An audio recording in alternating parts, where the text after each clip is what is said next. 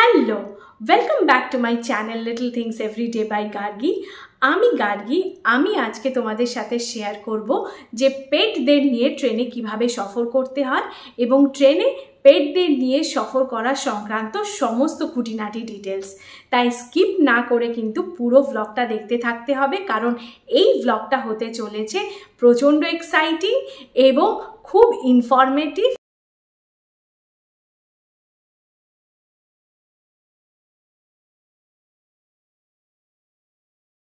তো যারা এখনও পর্যন্ত আমার চ্যানেলটাকে সাবস্ক্রাইব করনি তারা কিন্তু ঝটপট সাবস্ক্রাইব করে আমার চ্যানেলের পাশে থাকো এবং আমার চ্যানেলকে এগিয়ে নিয়ে যেতে সাহায্য করো। তো চলো, সময় নষ্ট না করে আজকের ব্লগটা আমি এখানেই শুরু করি। তো বাড়িতে পেট থাকলে একটা কমন সমস্যা হলো যে পেটদের নিয়ে কিন্তু সব জায়গায় সবাই ট্রাভেল করতে চায় না। তার কারণ কিভাবে ট্রাভেল করব, অনেক ঝামেলা, অনেক কিছু, এরকম অনেক কথা আমি শুনেছি এবং অনেক কেস স্টাডিজ পড়েছি। রেলওয়ে এত সুন্দর একটা প্রসেস করে রেখেছে।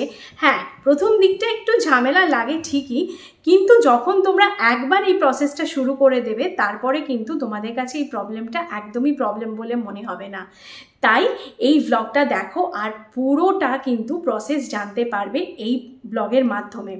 আর তারপরে তোমরা তোমাদের পোষ্যটিকে আর বাড়িতে বা ক্রেশে কিংবা কাউকে একজনকে বাড়িতে রেখে দিয়ে যাওয়ার কোনো প্রয়োজনই পড়বে না। তো চলো এই ব্লগটা পুরোটা দেখে সেই সমস্ত সমস্যার সমাধান করে ফেলো। তাহলে আজকের ভিডিওতে থাকছে কলকাতা থেকে বা যে কোনো স্টেশন থেকে রেলওয়েতে পেটদের নিয়ে ট্রাভেল করার একটা কমন প্রসেসের বর্ণনা, জার্নির দিনে রেলওয়েতে মোটামুটি কি প্রসিজিওর ফলো করতে হয় সেটার একটা বর্ণনা, আর 3 নম্বর হয়েছে পেট নিয়ে ট্রেনে ট্রাভেল করার জন্য খুঁটিনাটি যে সমস্ত প্রবলেম আমরা ফেস করি সেই সম্পর্কে একটা আইডিয়া দেব, আর একটা জেনারেল প্রস অ্যান্ড কনস। তো চলো ব্লগটা এবার শুরু করি। ট্রেনে করে ট্রাভেল করতে গেলে যেটা প্রথমেই দরকার সেটা হচ্ছে এসি ফার্স্ট ক্লাসের টিকিট।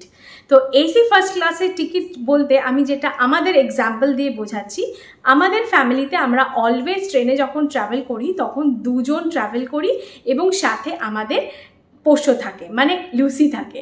তো এবারে 2 জন বলতে কখনো আমি আর আমার হাজব্যান্ড, কখনো আমি আর আমার মাদার ইন ল, আর 1-2বার এরকম হয়েছে আমি, আমার মাদার ইন ল, আমার বাবা মা, এরকম 4 জনে মিলে একসাথে ট্রাভেল করেছি। তো আমি দুটো কেস স্টাডিজই বলছি। তো সাপোজ আমি প্রথমে বললাম যে আমি আর আমার সাথে যদি আমার হাজব্যান্ড বা আমার মাদার ইন ল থাকে আর লুসি থাকে, তো সেক্ষেত্রে আমি অলওয়েজ অ্যাপ্লাই করি একটা কুপে টিকিটের। কুপে টিকিট মানে রেলওয়ে যেটা হয় 2 জনের যে কুপটা হয় আর কি, সেটা হচ্ছে কুপে টিকিট। তো সেক্ষেত্রে কিন্তু 2 জনের সাথে একজন পেটকে ওরা অ্যালাউ করে। আর আমরা যদি 4 জন ট্রাভেল করি, যেমন ফর এক্সাম্পল আমি, আমার মাদার ইন ল, আমার বাবা মা, সাথে লুসি, তো সেক্ষেত্রে আমরা কেবিন হিসেবে অ্যাপ্লাই করি। এটা কিন্তু আইআরসিটিসি যখন তোমরা টিকিট বুক করবে অনলাইনে তখনই কিন্তু এই অপশনগুলো অবশ্যই থাকে। তোমরা যারা রেগুলার টিকিট বুক করো তারা নিশ্চয়ই দেখে থাকবে। তো এইভাবে আমরা যখন ফার্স্টেই ঠিক করব যে আমাদের পেটকে নিয়ে আমরা ট্রাভেল করব, তখন ইদার ফার্স্ট ক্লাস কুপ নয়তো ফার্স্ট ক্লাস কেবিন একটা বুক করতে হবে। সেটা ডিপেন্ড করবে নাম্বার অফ ট্রাভেলার্সের উপরে। এটা হলো গিয়ে 1 নম্বর পয়েন্ট।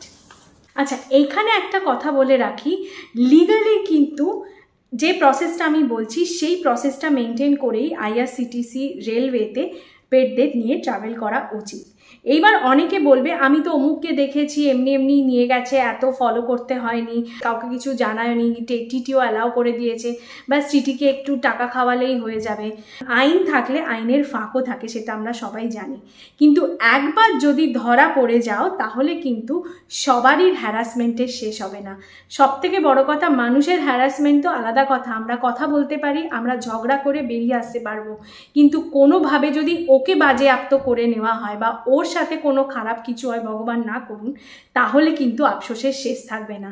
তাই নিয়ম ফলো করেই যারা নিয়ে ট্রাভেল করতে চাও তারা নিয়ম মেনে নিয়ম ফলো করে ট্রাভেল করাটাই কিন্তু শ্রেয় সবারই জন্য। তো এবারে বলি, আমরা যখন একটা কনফার্মড পিএনআর পেয়ে যাচ্ছি, কনফার্মড পিএনআর মানে যে আমরা কনফার্মড কুপ পেয়ে যাচ্ছি বা কেবিন পেয়ে যাচ্ছি সেটা কিন্তু নয়।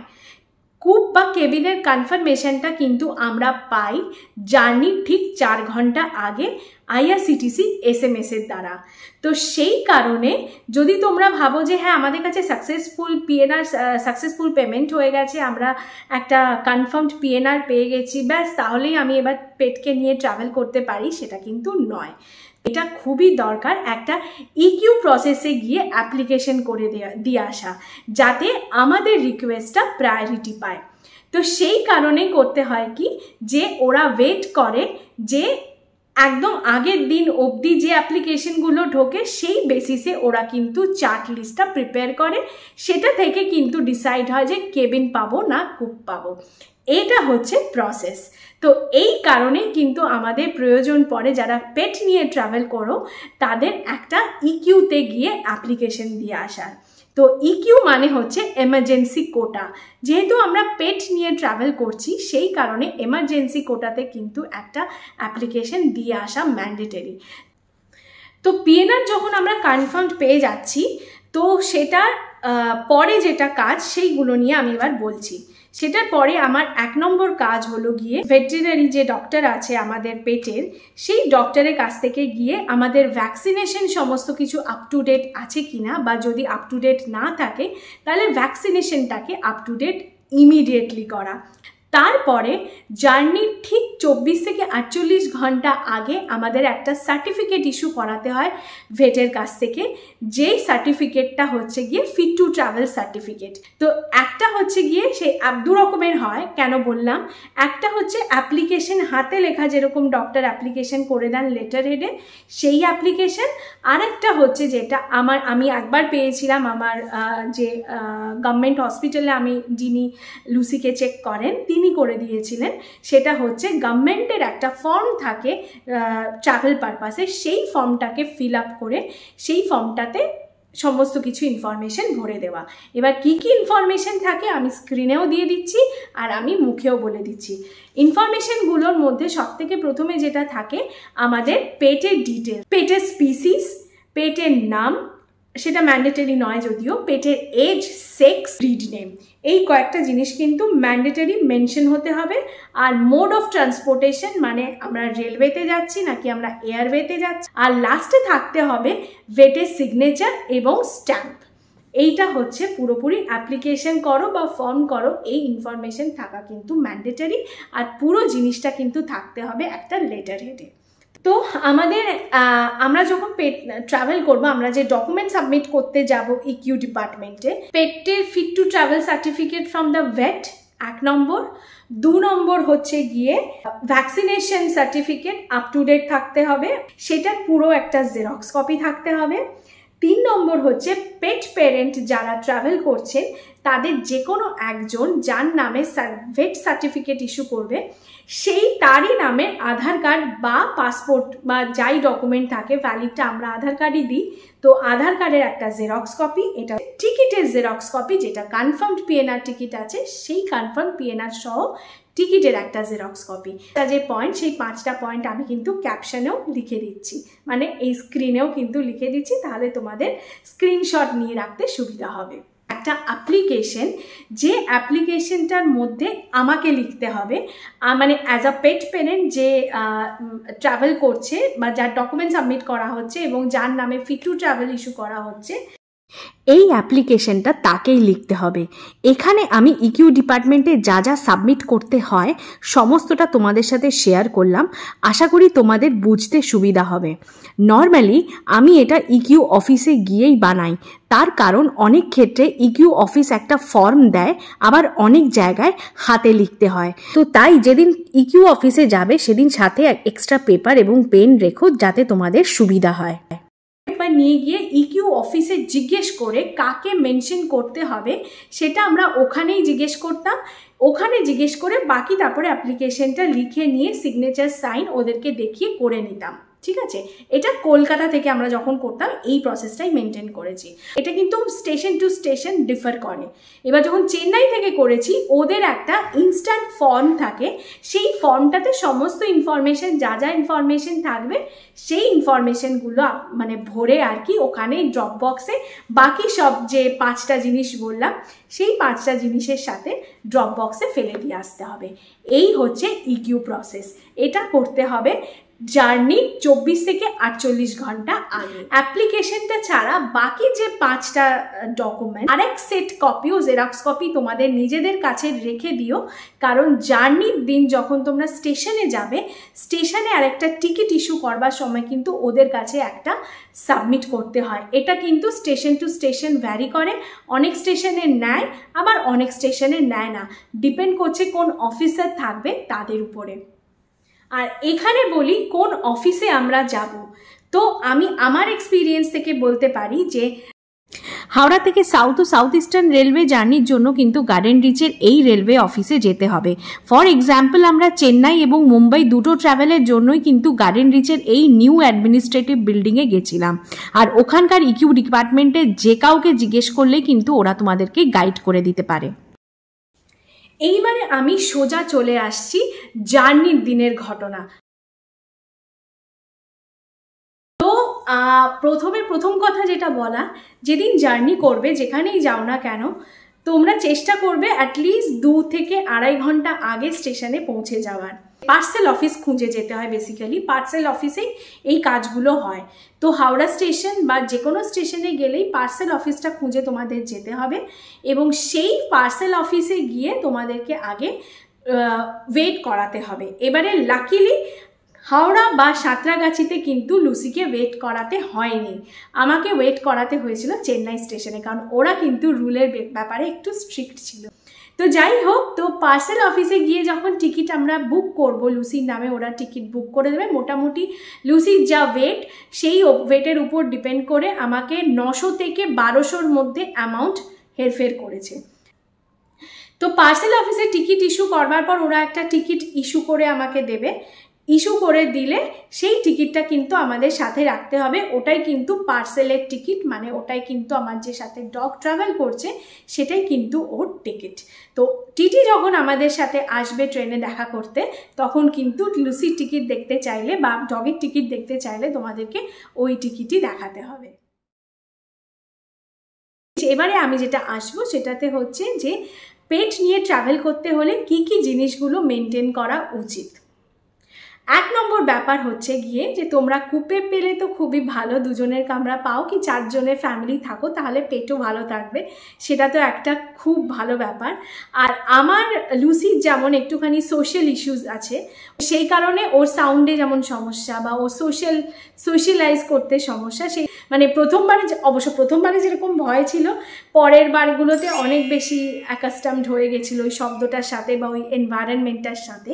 এবার অনেকে বলবে যে কোথায় গিয়ে পি পটি করাবে, তো আমি বলবো যে বড় স্টেশন থাকবে, যাদের ডগ সোশ্যালাইজ করে বা যাদের ডগ লিশে খুব ভালো থাকে, তাদেরকে বলবো যে কোনো বড় স্টপেজ এলে সেই বড় স্টপেজে কিন্তু অনেকে ডগদের নামিয়ে যা পি পটি করাবার সেই পি পটিগুলো করিয়ে নেয়।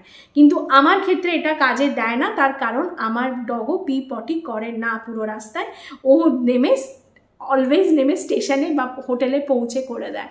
তো এইটাই হচ্ছে সব থেকে বড় পয়েন্ট।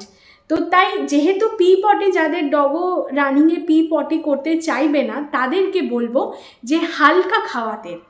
আমি সাথে রাখি হচ্ছে লিকুইড যে আমাদের ডগ ফুডগুলো হয় যে কোনো ভালো ব্র্যান্ডের, আর নয়তো যেটা হয় ফার্স্ট ক্লাসে ক্যান্টিনে রিকোয়েস্ট করলে কিন্তু আমাকে চিকেনের স্টক করে দেয়, চিকেনের স্টকের সাথে বোনলেস চিকেন বয়েল করে দেয়। আমি ওদেরকে ইনস্ট্রাকশন দিয়ে দিই, ওরা কিন্তু আমাকে অলওয়েজ করে দিয়েছে। আমি যতবার ট্রাভেল করেছি ততবার কিন্তু আমরা করে দিয়েছে, আর সেই কারণে আমি কিন্তু কোনো ভয় পাই না ওটা, মানে আমি অলওয়েজ ট্রেনে উঠলে ওদের খাবারটাই খাওয়াই। আর যদি কখনো না বলে, সেই কারণে আমি সাথে একটা লিকুইড ফুড রাখি, ভাতটা আমি একদমই দিই না। তো তাতে কি হয়, তাতে কিন্তু পটির যে বেগটা সেটা আসে না। এটা যেহেতু লুসির ইস্যু আছে সেই জন্য আমি এই জিনিসটা মেনটেন করি। এবার যারা যদি নেমে কেউ মানে পটি করে বা ট্রেনের মধ্যে ম্যাট ট্রেন্ড থাকে করে নিতে পারে, তাদের ক্ষেত্রে কিন্তু তোমরা নর্মাল যেরকম খাবার দাবার সেই সব খাবার দাবারই কিন্তু খাওয়াতে পারো। আর ওষুধ মেডিসিনস কিন্তু ডিপেন্ড করছে পুরোপুরি ভেট যা বলবে সেটার উপরই।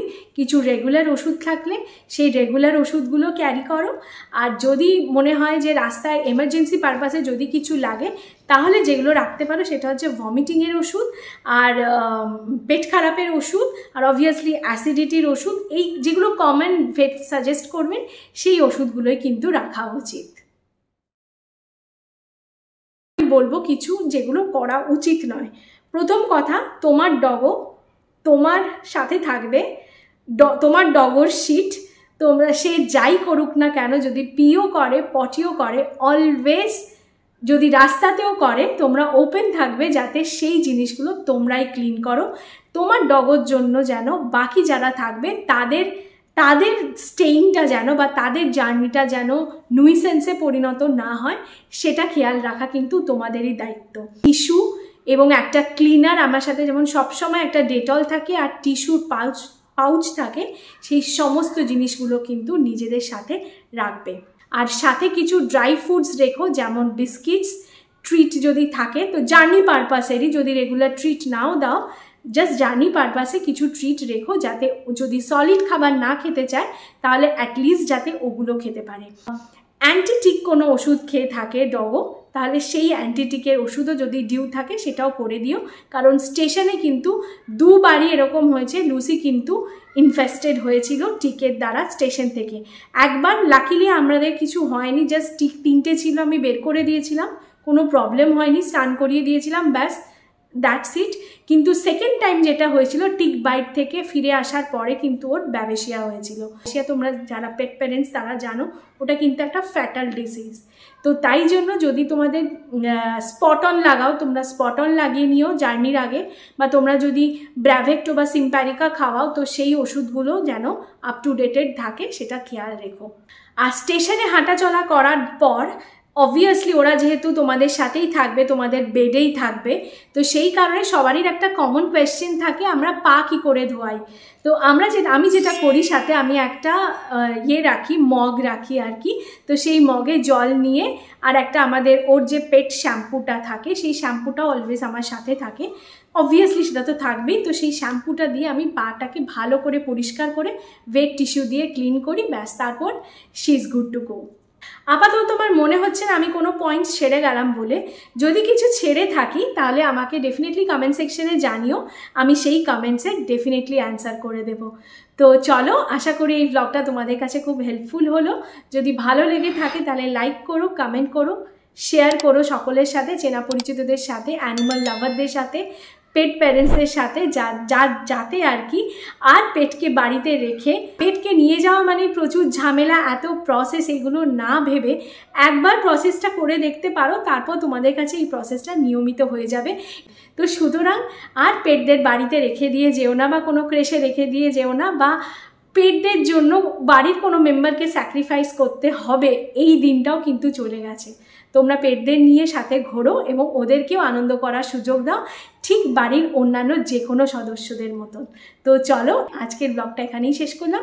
সবাই ভালো থেকো, সুস্থ থেকো, আর যারা এখনও পর্যন্ত সাবস্ক্রাইব করনি তারা ঝটপট সাবস্ক্রাইব করে আমার চ্যানেলটার সাথে থাকো, আর বেল আইকনটাকে ক্লিক করে নাও যাতে পরবর্তী যে কোনো ব্লগ বেরোলে নোটিফিকেশানটা তোমরা পাও। তো চলো, আজকের মতন এখানেই শেষ করি, বাই বাই। হাওড়ার পার্সেল অফিস খুঁজতে গিয়ে আমাদের অবস্থা খারাপ। একটা পুরো ডেজার্টের জায়গায় চলে এসেছি এবং আমরা কিছু জানিও না এখানে কোথায়, বললো এখানেই আসতে।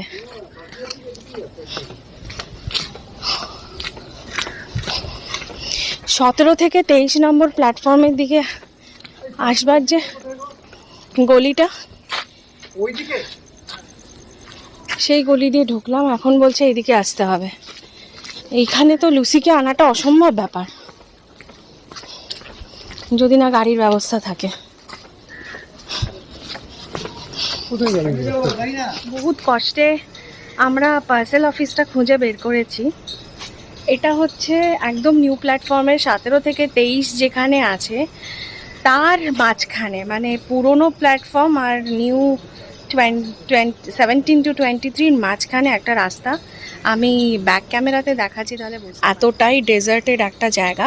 এখানে এসে শুনছি যে 5টার সময় কার্গো যে অফিসার বুক করবে আর কি, পার্সেল যে অফিসার আছেন তিনি বুক করবেন লুসির টিকিট আর কি, তিনি 5টায় আসবেন।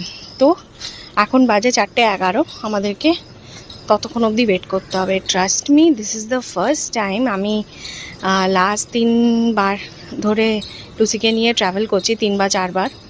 এটা ফার্স্ট টাইম হলো, হাওড়া স্টেশন থেকে আমি ফার্স্ট টাইম করছি। সব থেকে ওয়ার্স্ট প্রসেস, মানে কিছু বলার নেই আর কি।